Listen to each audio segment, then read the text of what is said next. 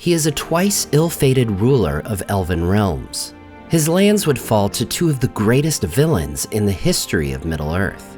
Despite the compelling events surrounding him, he is quite possibly best known for the uncertainty around his family tree, leading many to question his ancestry and progeny to this very day. Today on Nerd of the Rings, we cover the life and travels of Orodreth. Orodreth is born sometime after the Year of the Trees 1300, yet before the exile of the Noldor in 1495. In the Silmarillion, it is said that among the Noldor to make the journey to Middle-earth, Orodreth spoke softly and sought to calm his fellow elves. And right off the bat, we're going to get into the biggest point of contention with Orodreth, his ancestry. In the published Silmarillion, it is said that Orodreth is the son of Finarfin, making him the brother of Finrod, Angrod, Agnor, and Galadriel. However, we learn in the history of Middle-earth that Tolkien had apparently changed his mind on this character. Instead, he made him the son of Angrod, making him Finarfin's grandson and Galadriel's nephew.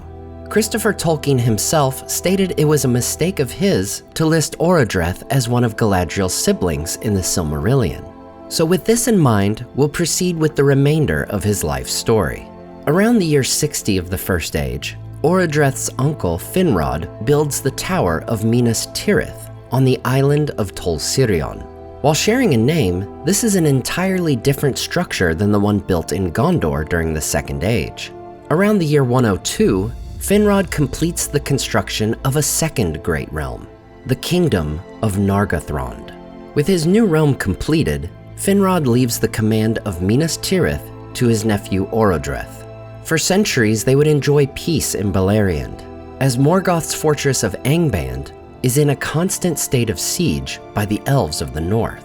However, in 455, Morgoth strikes back in a major way, unleashing rivers of flame and the mighty dragon Glaurung. With the siege broken and many elves slain, including Orodreth's father Angrod and uncle Agnor, the path is open for Morgoth's forces to attack the northern realms.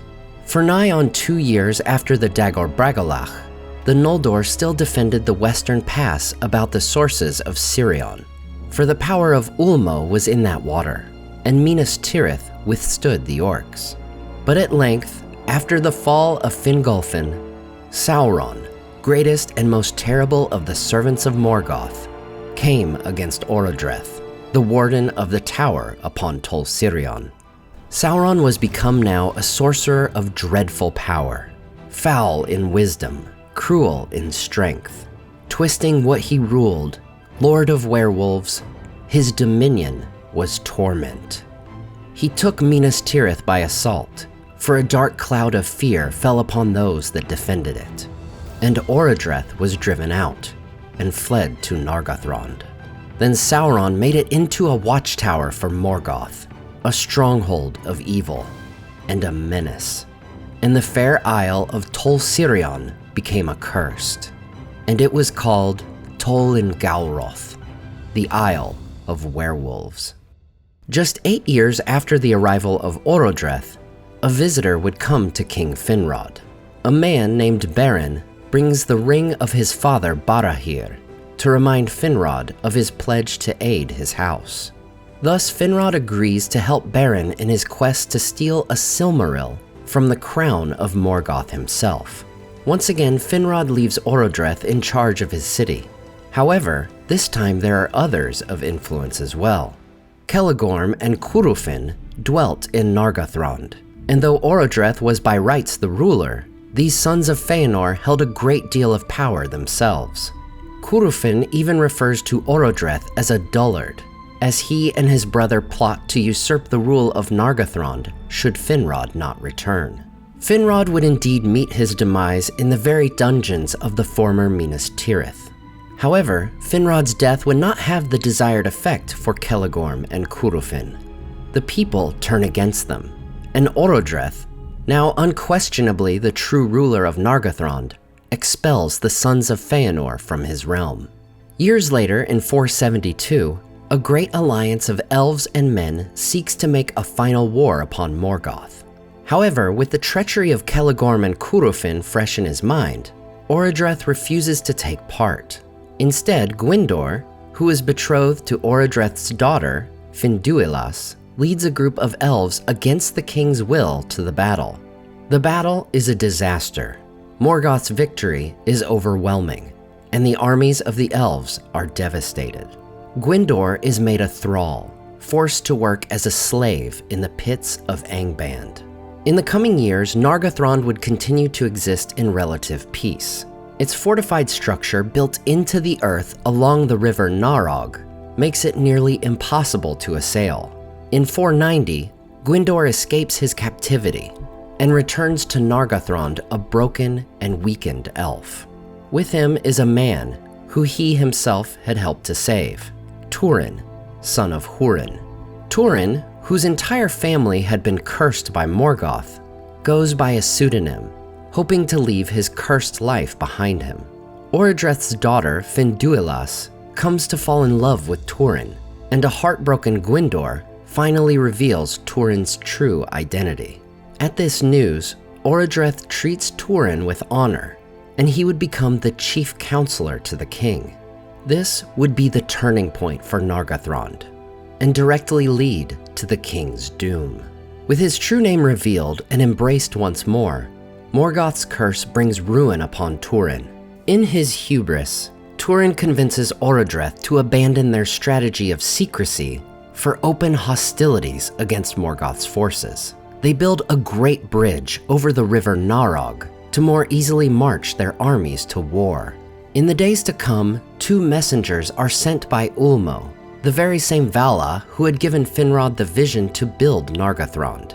He tells Orodreth to shut the doors of Nargothrond and destroy the bridge, for his power was withdrawing from the great river, and the elves should therefore look inward to their defense. However, Turin scorns the words of the messengers, saying they should continue to go openly to war, striving against the Dark Lord. Orodreth, valuing Turin's words above others, ignores the advice of Ulmo. In 495, Morgoth unleashes Glaurung, the father of dragons, with an army at his side as they march for Nargothrond. Upon hearing the news of their coming, Turin advises Orodreth to ride out and meet the host of Angband. Then the warriors of Nargothrond went forth, and tall and terrible on that day looked Turin, and the heart of the host was upheld, as he rode on the right hand of Orodreth. But greater far was the host of Morgoth than any scouts had told, and none but Turin, defended by his dwarf mask, could withstand the approach of Glaurung. And the elves were driven back and pressed by the orcs into the field of Tumhalad, between Ginglith and Narog, and there they were penned. On that day, all the pride and host of Nargothrond withered away. Orodreth is killed in the battle, Gwyndor is mortally wounded, and Turin returns to Nargothrond to find his bridge being used by Glaurung and the orcs to easily sack the city. In the fall of Nargothrond, most of its people are either enslaved or killed. Among the eventual casualties is Orodreth's daughter, Finduilas, whom the orcs pin to a tree with a spear when they come under attack. However, the line of Orodreth would live on, as his wife and son had apparently been living at the havens of Sirion, guests of Círdan the Shipwright. His son is none other than Gil-galad, who would go on to be the longest-serving High King of the Noldor in Middle-earth. And this is yet another point of contention, one of the biggest in all of Tolkien's lore, the parentage of Gil-galad. For in the published Silmarillion, Gil-galad was not the son of Orodreth, but of Fingon. Once again, we discover in the history of Middle-earth that Christopher made a self-admitted mistake in the Silmarillion.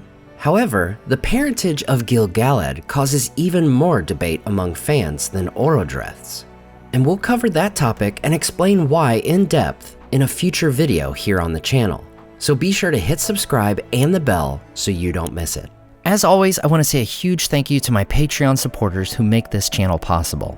Tom de Bombadil 19, Listen Me the Cinda, Mandu Pandu, Andrew Carlisle, The Mighty Mim, Team Weasel, Rabbi Rob Thomas, Sky Carcass, Slide Belts, Dane Ragnarsson, Salim Rahman, Zetrock, Berto Berg, Grand Strategy Nerd, Graham Darracott, The Dark-Haired One, Wyland, Michael Wu, and Debbie. If you enjoyed the artwork in this video, check out the artists in the description and purchase prints of their great work for yourself. Thanks so much for watching and subscribing, and we'll see you next time on Nerd of the Rings.